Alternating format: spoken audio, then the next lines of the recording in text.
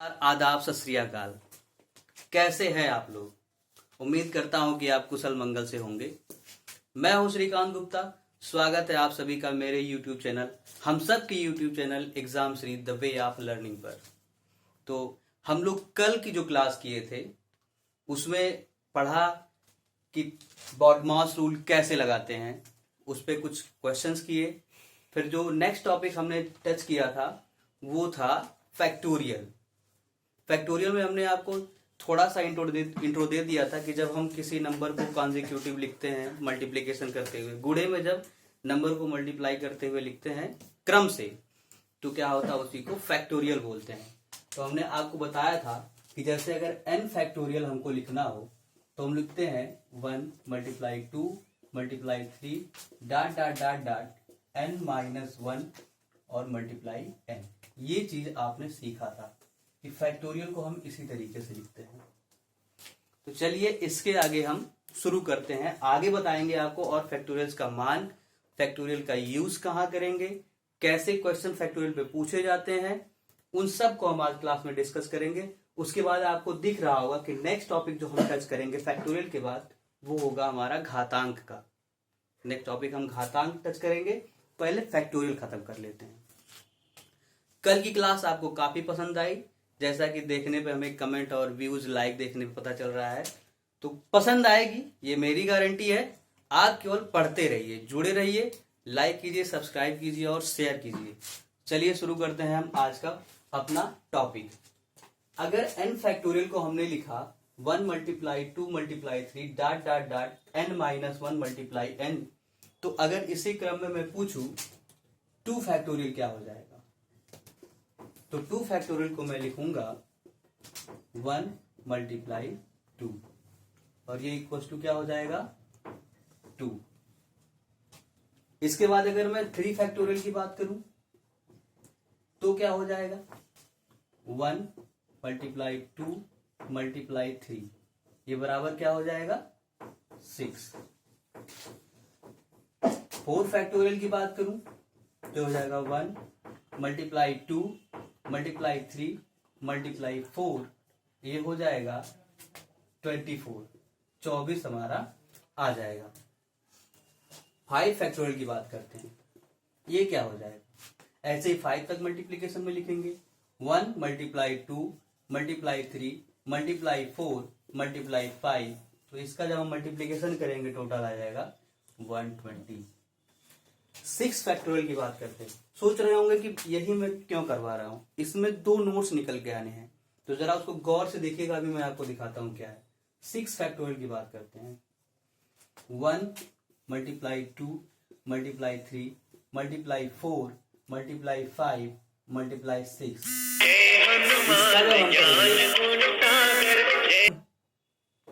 देखते हैं, चलिए। तो ये क्या हो जाएगा आपका 720। अब आप इसमें क्या देख रहे हैं कि जब फैक्टोरियल 2 हमने किया तो यहां जो नंबर आ रहा है वो इवन नंबर है। इवन बोले तो सम नंबर। फिर जब फैक्टोरियल 3 किया तो उसमें भी फैक्टोरियल 3 में अगर मैं इतने की बात करूं ये, तो फैक्टोरियल 2 है वो चीज।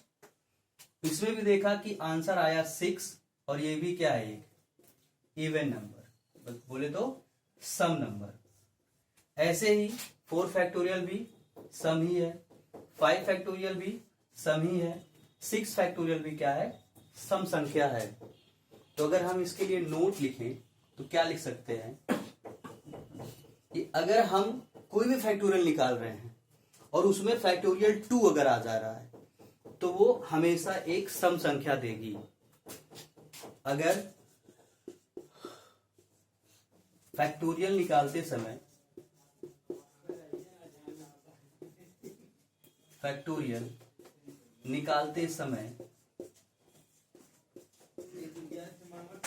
उसमें 2 आ जाए, उसमें 2 फैक्टोरियल आ जाए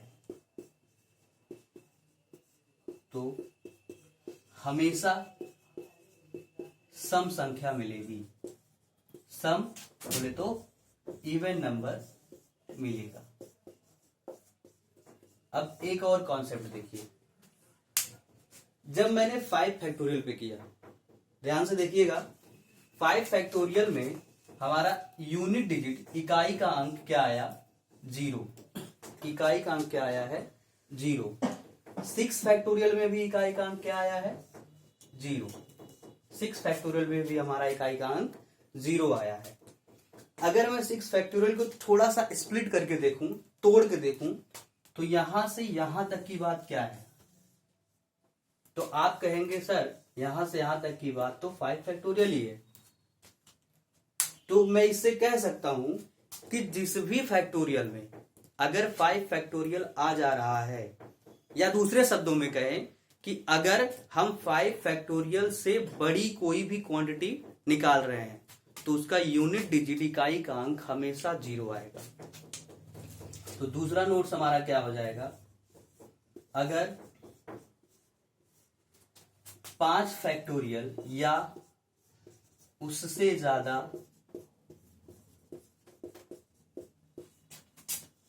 की वैल्यू की मान का मान बोले तो वैल्यू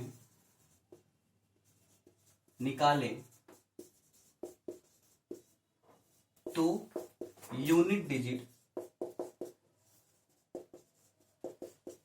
0 होगी। यह आपको समझ में आया होगा। एक नोट और देख लीजिए, यहां पे यहां बगल में देखिए, 0 फैक्टोरियल का मान 1 होता है। ये तीसरा नोट आपका हुआ। और चौथा नोट जो है ये है कि जैसे हम फैक्टोरियल को इस तरीके से लिख रहे हैं, तो फैक्टोरियल को ऐसे भी लिख सकते हैं, ऐसे एल बनाएंगे, ये हो गया फैक्टोरियल। ऐसे इसमें लिखेंगे फैक्टोरियल एन, चाहे ऐसे लिखे फैक्टोरियल एन, चाहे ऐसे लिखे फैक्टोरियल एन। तो ये आपको टॉपिक समझ में आया होगा। इससे आगे चलिए सवाल देखते हैं। तो नेक्स्ट क्वेश्चन आपके सामने, क्वेश्चन जो है आपका फैक्टोरियल का वो ये है, factorial 1 multiply factorial 2 multiply factorial 3 multiply factorial 4 multiply factorial 5 का इकाई अंक क्या होगा। ऐसे आपसे क्वेश्चन पूछ सकता है, जो कि आपको नंबर सिस्टम में खूब सारे देखने को मिलेंगे फैक्टोरियल से रिलेटेड। या दूसरा क्वेश्चन आपसे इसमें पूछ सकता है, यह सम संख्या होगी या विषम संख्या होगी। तो मैं दिखाता हूं आपको, अभी जो हमने नोट्स लिखाया उसी का यूज इसमें करना है। हमने आपको बताया कि जब उसमें फैक्टोरियल 5 या उससे बड़ी चीज आ जाए, तो उसका यूनिट डिजिट 0 हो जाता है। तो इसका आंसर हम एक लाइन में लिख देंगे बिना सॉल्व किए। यूनिट डिजिट क्या हो जाएगा इसका, 0। अब बात करते हैं यह सम होगा या विषम। तो फिर हमने बताया था कि अगर फैक्टोरियल 2 आ जा रहा है, हमारे क्वेश्चन में फैक्टोरियल 2 आ जाएगा, तो वो हमेशा एक सम संख्या देगी। तो पहले का आंसर तो ये हुआ, और दूसरे का आंसर हो जाएगा इवन नंबर। इवन नंबर, सम संख्या, सम संख्या। अब ये तो हुआ एक तरीके का सवाल। दूसरे तरीके का सवाल कैसे पूछा जाएगा, चलिए उसको लिख लेते हैं, फिर बताते हैं आपको। तो नेक्स्ट क्वेश्चन इस तरीके से आपसे पूछा जाएगा, 1 factorial plus 2 factorial plus 3 factorial plus 4 factorial plus 5 factorial plus dot dot dot 9 factorial का यूनिट डिजिट क्या होगा। इसका यूनिट डिजिट क्या होगा। तो अब मैं इसको एक बार सॉल्व करके दिखा देता हूं, और एक बार जो नोट्स लिखा है उसका यूज करके दिखा देता हूं। अगर आप इसको सॉल्व करेंगे तो क्या करेंगे, 1 फैक्टोरियल का मान लिखेंगे 1 प्लस 2 फैक्टोरियल का मान लिखेंगे 2 प्लस 3 फैक्टोरियल का मान लिखेंगे 6 प्लस 4 फैक्टोरियल का मान लिखेंगे 24 प्लस 5 फैक्टोरियल का मान लिखेंगे 120, 6 फैक्टोरियल का मान लिखेंगे आप 720। ऐसे ही 7 फैक्टोरियल का मान आप जब लिखेंगे, 8 फैक्टोरियल का और 9 फैक्टोरियल का मान आपको लिखना है। तो जब आप सॉल्व करेंगे तो देखिए इधर जितने भी आ रहे हैं, क्योंकि ये 5 से बड़े हैं, इधर जितने भी आएंगे 9 तक, सब में यूनिट डिजिट 0 होगा। ये देखें आप, सब में यूनिट डिजिट 0 होगा। कायदे से समझिएगा, ध्यान लगा के। और इधर देखिए जरा, इधर 4 + 6 10, इसका भी यूनिट डिजिट 2 का 0 आया। 4 और 6 10 0 आ गया। 2 और 1 3, क्या आ गया? 2 और 1 3। इन दोनों को जब हम सॉल्व किए तो यूनिट डिजिट क्या आया? 3 आ गया। तो और 3 में जब यूनिट डिजिट को हम जोड़ेंगे, इसका और इसका, तो सब मिला जुला के हमारा यूनिट डिजिट 3 में 0 0 0 जोड़ देंगे तो केवल यूनिट डिजिट क्या आ जाएगा? 3। तो आपको समझ में आया होगा। एक बार फिर से समझाते हैं, देखिएगा। हमने कहा कि 5 फैक्टोरियल के बाद जब हम जोड़ेंगे तो देख रहे हैं सब में लास्ट में 0 आ रहा है, सब में 0 आ रहा है। तो इसका तो इसका जो हमने टिक लगाया है, इसका यूनिट डिजिट 0 आ गया। फिर हमको अब इसी से मतलब है, इधर जितने बचे इससे मतलब है। इसमें 4 और 6 किया तो हुआ 10। 10 का यूनिट डिजिट भी हमने लिख दिया 0, मतलब इन दोनों का भी मिला जुला यूनिट डिजिट 0 आया। तो इस समय तो 0 आ गया, तो रोल किसका बचा? केवल 2 का और 1 का। इसका मतलब यूनिट डिजिट में केवल 2 और 1 रोल करेंगे, तो 2 और 1 3 हो गया। आंसर आपका हो गया 3। तो यूनिट डिजिट क्या आ गया? 3। तो आपने फैक्टोरियल देखा। फैक्टोरियल पे ऐसे ही सवाल आपके बनेंगे।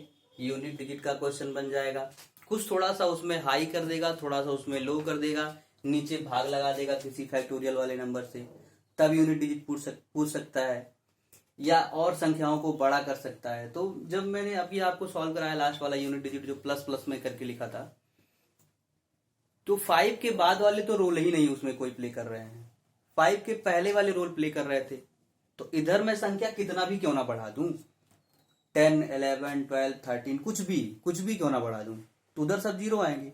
इसका मतलब जब भी ये प्लस प्लस करके आएगा तो उसका यूनिट डिजिट हमेशा हमेशा 3 ही होगा। इसको चाहे तो आप नोट्स करके लिख सकते हैं, ऐसे नोट बना लीजिए। एक और नोट आपका तैयार होगा, चौथा, कि अगर प्लस में फैक्टोरियल को लिखा जाता है सीक्वेंस से, तो उसका जो यूनिट डिजिट होगा, अगर 5 से ज्यादा है तो यूनिट डिजिट क्या होगा? हमेशा हमेशा 3 ही होगा। इसको नोट कर लीजिएगा।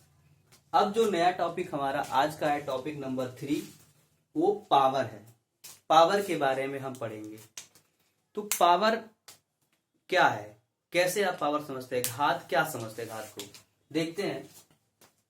जैसे कोई संख्या है, ऐसे बार बार उसको हम मल्टीप्लाई करते हुए लिख रहे हैं, बार बार लिख रहे हैं।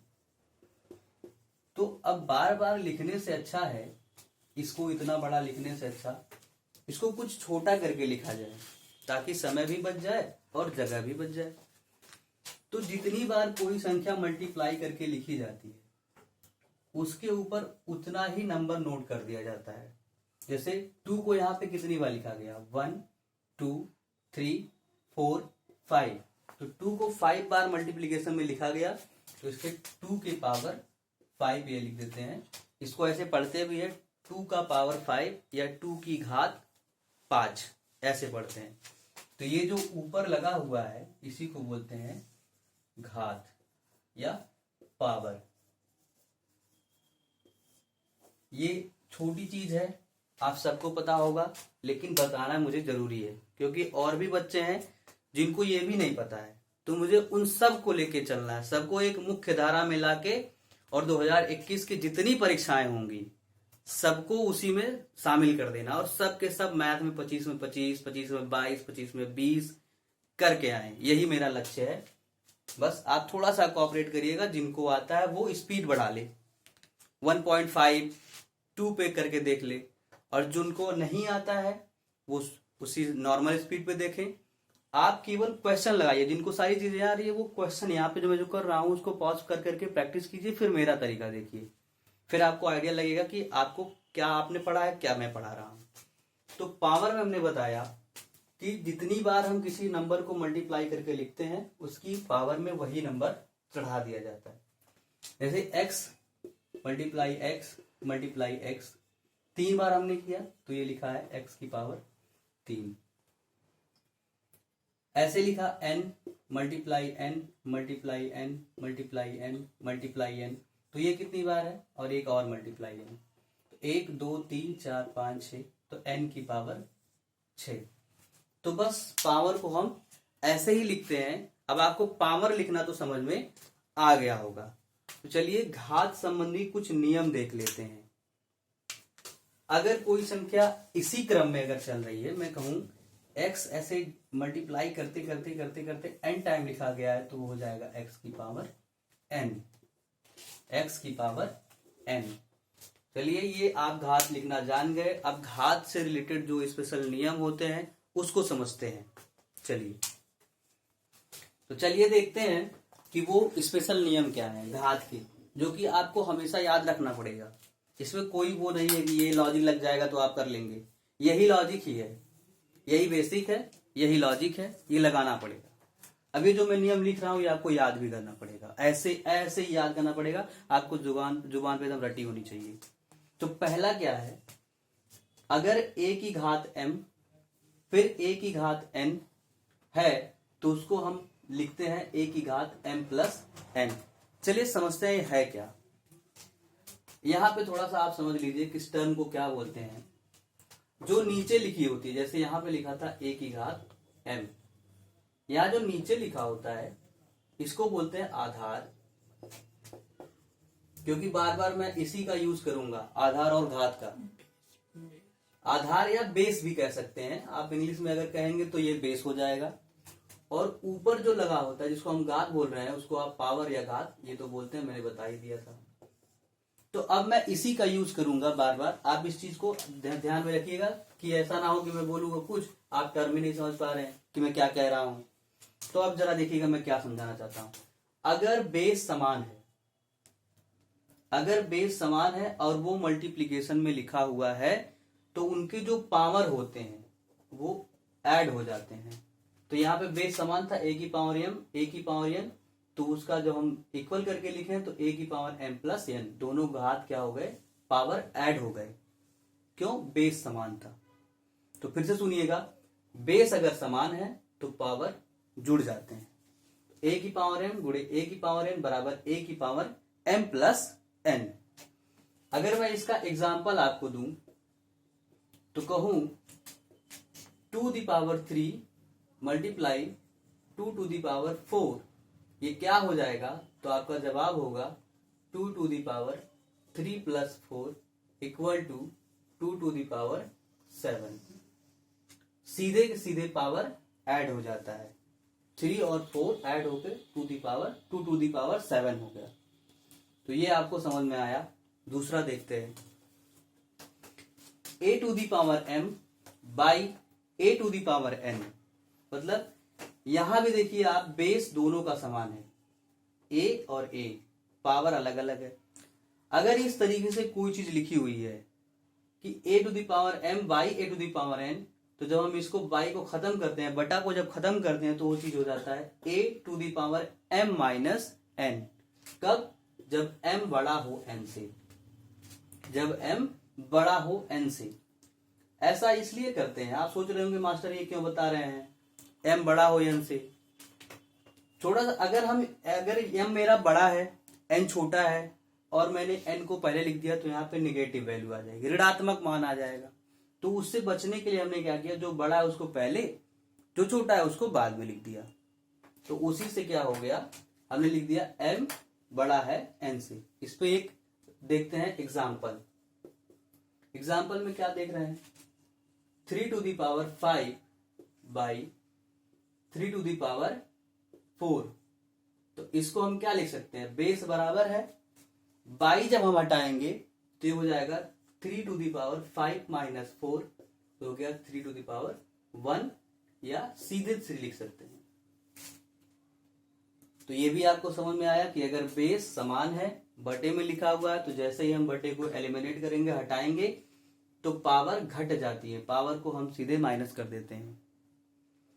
इसी का ही एक नेक्स्ट वर्जन है, नया रूल है, नया अवतार कह सकते हैं। आजकल आप टेक्निकल युग में जी रहे हैं तो ज्यादा यही कि नया वर्जन है। a की पावर m बाई a की पावर n, जब n बड़ा है m से तो हम m को नीचे ले आते हैं, a to the power n minus m, a to the power n minus m। ये भी आपको यूज करना पड़ेगा क्वेश्चंस में। तो इसको भी देख लेते हैं ऐसे ही। इसी को हम मैनेज कर लेते हैं, 3 to the power 4 upon 3 to the power 5, तो इसको लिखेंगे 1 upon 3 to the power 5 minus 4 is equal to 1 upon 3, 1 upon 3। अगर पावर में 1 आ रहा है तो उसको हम लिखें या ना लिखें उसका कोई मतलब नहीं होता है, आप उसको स्किप भी कर सकते हैं, लिख भी सकते हैं। अगली चीज देखते हैं, a to the power m उन सबका होल पावर n। इस टर्म को ध्यान दीजिएगा, जब कोई चीज ब्रैकेट में लिख के फिर उसके ऊपर पावर लगाया जाता है तो बोलते हैं होल पावर। तो a to the power m और सबका होल पावर n अगर ऐसे लिखा है तो पावर का सीधे गुणा हो जाता है, पावर का हम गुणा कर लेते हैं तो हो जाएगा a to the power m n या m मल्टीप्लाई n। या उसी को हम पावर को अदला बदली भी कर सकते हैं, क्योंकि देखिए अगर यहां से मैं करूंगा कि अगर पावर की पावर है तो पावर सीधे गुणा हो जाता है होल पावर में, तो n मल्टीप्लाई m हो जाएगा। इसको मैं लिखूंगा तो a की पावर n मल्टीप्लाई m, बात वही है m मल्टीप्लाई n या n मल्टीप्लाई m। तो अगर पावर की होल पावर कोई लगी हुई है तो दोनों पावर का मल्टीप्लीकेशन हो जाता है। अब ये पावर जो मैं कह रहा हूं इस चीज को जरा समझिएगा एग्जाम्पल से। एग्जाम्पल में क्या है, 2 टू दी पावर 2 इसका whole power 4, 2 to the power 2 इसका होल पावर 4, मतलब कि इन पावर्स का क्या होगा, मल्टीप्लाई हो जाएगा, तो ये हो जाएगा 2 to the power 2 multiply 4 is equal to 2 to the power 8, ये आपका हो जाएगा। अगला देखते हैं, अगला नियम क्या है, अगर दो संख्याएं मल्टीप्लाई करके लिखी हुई हैं और उनके ऊपर एक होल पावर कोई भी नंबर लिखी हुई है, जैसा यहां लिखा है a into B whole power n, तो वो पावर जो होती है हमारी लगी हुई वो दोनों पे समान रूप से बढ़ जाती है। तो ये हो जाएगा a की पावर n मल्टीप्लाई b की पावर n। इसको भी समझ लेते हैं एग्जाम्पल से। एग्जाम्पल से क्या होगा, इसमें एक एग्जाम्पल लेते हैं, 5 मल्टीप्लाई 2 होल पावर 6। इसका मतलब ये 6 5 के साथ भी है और ये 6 2 के साथ भी है मल्टीप्लाई में, तो 5 की पावर 6 मल्टीप्लाई 2 की पावर 6, यही आपका हो गया। तो उम्मीद करता हूं कि ये जो पांचों नियम आपको स्पेशल नियम लिखे गए हैं घात के, कि घात कैसे वैरी करता है, कहाँ कैसे रहेगा तो हम उसको ऐड कर देंगे, सब्ट्रैक्ट कर देंगे, मल्टीप्लाई कर दे रहे हैं, बांट दे रहे हैं सब में बराबर बराबर, कहाँ बढ़ रहा है, इस सब में आपने देखा। घात की घात है तो क्या करना है। चलिए इसके बाद और कुछ नियम देखते हैं। चलिए देखते हैं अगला, 5 तक हमने कंप्लीट कर दिया, 5 स्पेशल रूल्स शॉर्ट से रिलेटेड। अब आगे चलते हैं, 6 7 8 9 10 11, तो पूरा 11 रूल है। छठे नंबर पे हमारा है, अगर a की पावर n लिखा है और उस चाहते हैं कि उस पूरे को हम बटे में ले आए, अगर पूरे को हम बटे में लाना चाहते हैं, उस जो भी हमारे पास पूरी वैल्यू लिखी है, तो पावर का साइन बदल जाता है, मतलब प्लस है तो माइनस, माइनस है तो प्लस। तो a की पावर n को जब हम बटे में लाना चाहेंगे तो हमारा हो गया 1 बटा a की पावर n माइनस n, क्योंकि यहाँ पे n के साथ प्लस था और यहाँ पे हो गया माइनस। एग्जाम्पल से आप समझिए, अगर लिखा है 10 टू दी पावर 5, तो इसको हम लिख सकते हैं 1 upon 10 to the power minus 5, 1 upon 10 to the power minus 5। इसका बस इतना सा मतलब कि अगर हम घात को नीचे लाना चाहते हैं, घात लगी हुई किसी भी चीज को नीचे लाना चाहते हैं, तो हम घात का साइन बदल देंगे। पावर का अगर पॉजिटिव था तो नेगेटिव, नेगेटिव है तो पॉजिटिव, मतलब अगर हम इसको ऊपर ले जाना चाहें तो यही माइनस था तो प्लस हो जाएगा। अगला देखते हैं, for any real number a to the power 0 is equal to 1। इसको समझिए मैं क्या कहना चाहता हूं। रियल नंबर मतलब कोई वास्तविक संख्या, अगर कोई भी वास्तविक संख्या हो A to Z कोई भी, अगर उसकी पावर 0 आ गई तो उसका मान 1 होगा। अगर किसी भी संख्या की पावर 0 आ गई तो वो 1 होगा। इसमें तो कुछ एग्जांपल नहीं देना है, कोई भी संख्या आ जाए A to Z, 1 2 3 4 5 6 7 8 100 1 लाख कुछ भी आप लिख दीजिए, पावर 0 लग गया मतलब 1 हो गया। अगला है a to the power m is equal to a to the power n। तो यहां पे पावर सेम हो जाते हैं, m और n बराबर होते हैं। फिर इसको समझते हैं जरा। अगर बेस समान है, अगर बेस समान है और बीच में इक्वल का साइन लगा हुआ है तो पावर समान हो जाते हैं। इसको ऐसे बोलते हैं, अगर बेस समान है, बीच में इक्वल का साइन है तो उसके पावर समान हो जाते हैं। ये आपको कंपैरिजन करने वाले में काफी मदद करेगी। जैसे मैं एक एग्जांपल से समझाता हूं, ऐसे लिख देगा कहीं पे, आपको कह देगा कि 27 is equal to 3 to the power n। 27 is equal to 3 to the power n। तो n का मान क्या होगा? तो हम इस 27 को 3 टू दी पावर में कन्वर्ट करेंगे तो ये हो जाएगा 3 to the power 3, 3 to the power 3, और इधर हमारा है 3 टू दी पावर n। तो अभी हमने इस नियम के तहत बताया कि अगर बेस समान है तो पावर इक्वल हो जाते हैं।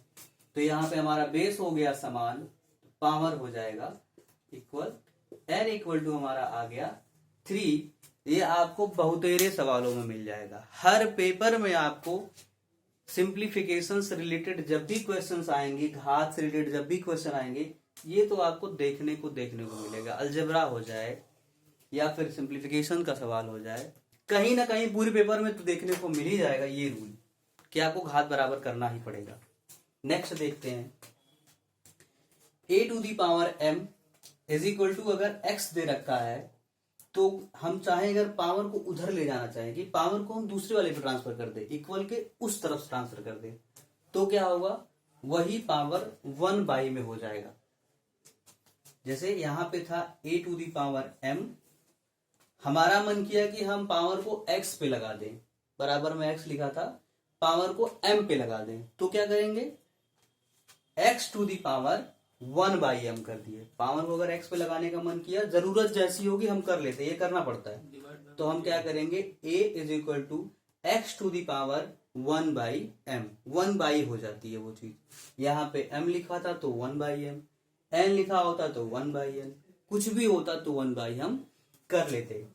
इसका एग्जाम्पल जरा देखिएगा, इससे कब हम ऐसे कब यूज कर लेते हैं इसको, वो देखिएगा। लिखा है हमारे पास n टू दी पावर, ये लिखा है n to the power 3, n to the power 3 is equal to 81, या इसको हम कह सकते हैं n to the power 3 is equal to 64 लिख लेते हैं। चलिए 64 लिख लेते हैं। तो क्या होगा? हमसे पूछ लेगा n का मान क्या है, ऐसे ही आ जाएगा। n का मान निकालना है तो हमें यही रूल लगाना पड़ेगा। हम क्या करेंगे? हमने कहा 3 को हम ले जाएंगे इस तरफ, उधर वाले पे ले जाएंगे, तो n इक्वल टू क्या लिखेंगे? 64 की पावर 1/3, 1/, में आ जाएगा 3। 64 को हम लिख सकते हैं 4 मल्टीप्लाई 4 मल्टीप्लाई 4 की पावर 1/3। ये क्या लिखा हुआ है? 4 मल्टीप्लाई 4 मल्टीप्लाई 4। अभी हमने आपको बताया कि कोई भी संख्या जितनी बार मल्टीप्लिकेशन में लिखी जाएगी उसकी पावर उतना ही लगा दिया जाता है। तो 4 की पावर 3 और होल पावर हो गया 1/3। फिर हमने आपको एक नियम बताया अभी, पावर की पावर, पिछले में चौथा या पांचवा नियम रहा होगा, पावर की पावर जब होती है तो पावर का मल्टीप्लिकेशन हो जाता है। तो इसको लिखेंगे 4 की पावर 3 मल्टीप्लाई 1/3। ये मल्टीप्लीकेशन में तो 3 से 3 कट गया, 4 की पावर बचा केवल और केवल 1, यानी कि 4। तो n बराबर क्या आ गया, 4 आ गया, n बराबर 4 आ गया हमारा। समझ में आया होगा। अभी जब हम क्वेश्चन करेंगे इससे रिलेटेड तो आपको और अच्छे से समझ में आएगा। चलिए नेक्स्ट सवाल, नेक्स्ट समझते हैं स्पेशल रूल। तो हम लोगों ने 9 नंबर तक का देखा था, 10, 11 और 12। यही 3 नियम बताने के बाद मैं सीधे आपको क्वेश्चन पे ले चलूंगा। 10वां नंबर क्या कह रहा है, अगर ये वाली चीज जैसे कि थोड़ा सा ऐसे सीधा गया फिर नीचे आया फिर ऐसे टेढ़ा हो गया, ये इसको क्या बोलते हैं, इसको करड़ी बोलते हैं। क्या बोलते हैं, करड़ी बोलते हैं, इंडिसस। चलिए देखते हैं ये है क्या, इसको बोलते हैं करड़ी। अगर ये चीज कहीं लगी हुई है तो इसका मतलब वो 1/2 है। ये बराबर, करड़ी बराबर होता है 1/2। करड़ी के अंदर जो कुछ भी लिखा हो, जैसे अगर करड़ी के अंदर x लिखा है तो मतलब x की घात 1/2 है। करड़ी के अंदर अगर p लिखा होता तो मतलब वो p की घात 1/2 है। इसका मतलब यही है, बस सिंपल सी बात है। अगला है इसी का वर्जन, एक नेक्स्ट लेवल का वर्जन है। वो क्या है, अगर इसी करड़ी में जैसे टेढ़ सा हो गया ना, इसी में अगर कुछ और नंबर लिख दिया जाए, 3 लिख दिया जाए, 4 लिख दिया जाए या n लिख दिया जाए, जनरल वे में n लिख दिया जाए उसके बीच में, तो जो भी ये लिखा रहता है 1/2 में वही हो जाता है। उसको समझिए मैं क्या कहना चाहता हूं। ऐसे अगर लिखा है, ये ऐसे बनाया गया करड़ी के जैसा, इसमें लिख दिया गया 3, अंदर x है, इसका मतलब x की घात 1/3।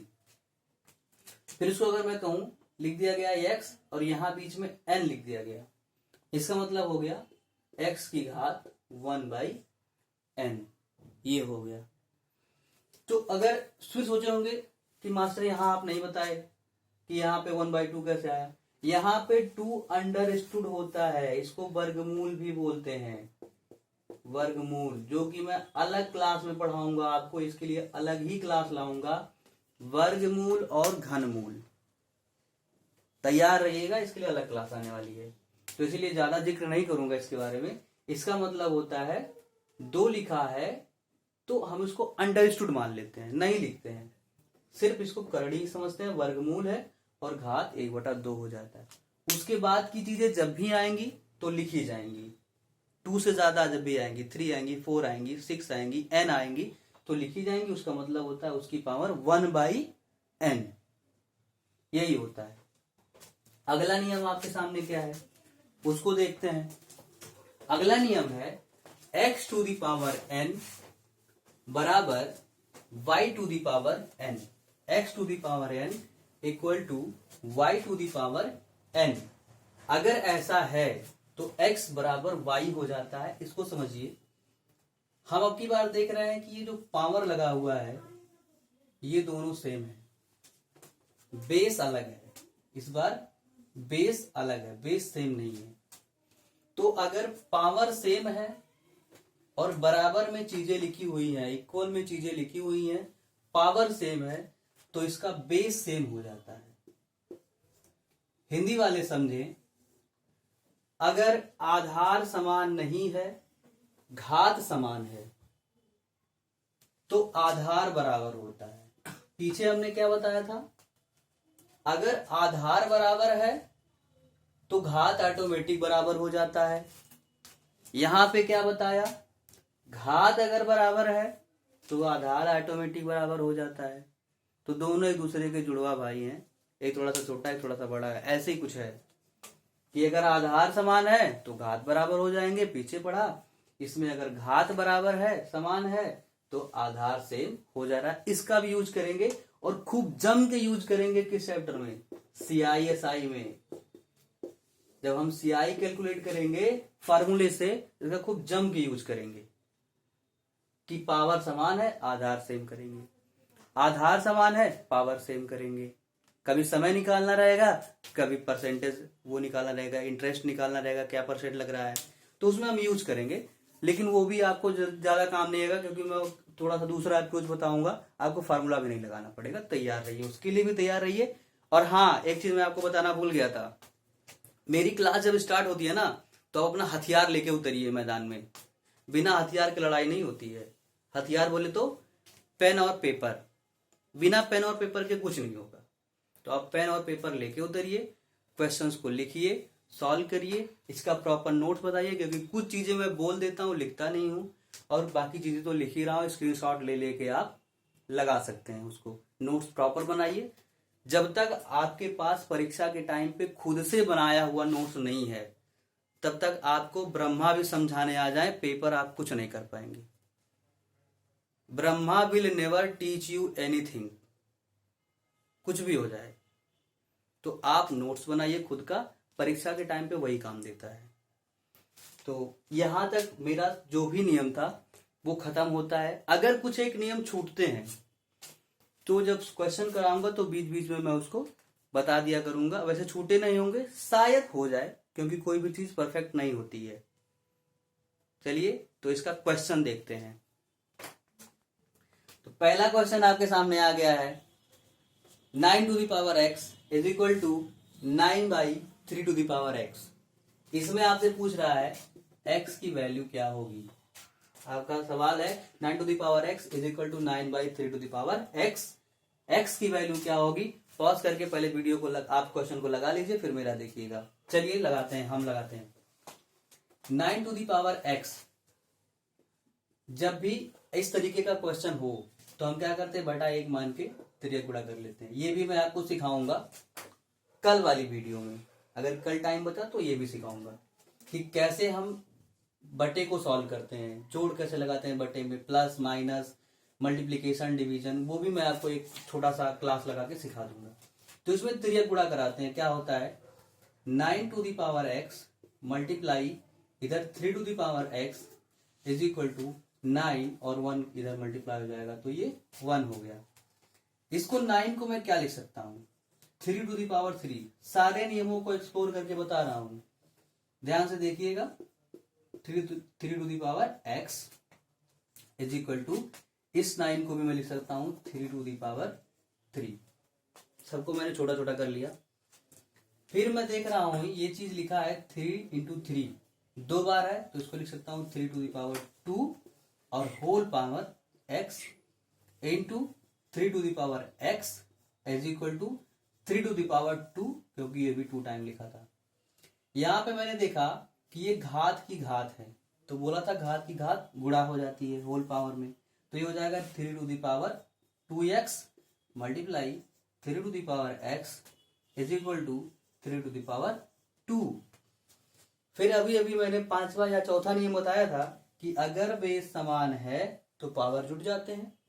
तो ये हो जाएगा 3 to the power 2x और plus x is equal to 3 to the power 2। फिर आगे यहां देख लेते हैं,